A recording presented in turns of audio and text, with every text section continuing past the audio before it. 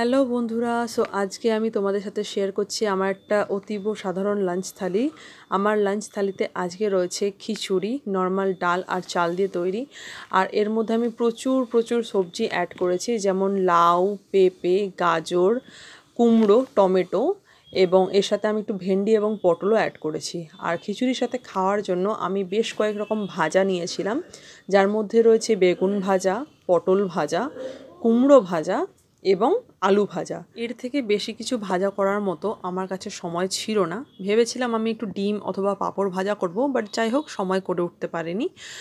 ব্যাস এতটুকুই ছিল আমার আজকের লাঞ্চ থালিতে। আর তোমরা কারা কে কী খেলে আমাকে অবশ্যই জানিও, এবং এরকমই ভিডিও পেতে আমার চ্যানেলটাকে লাইক, শেয়ার অ্যান্ড সাবস্ক্রাইব করো।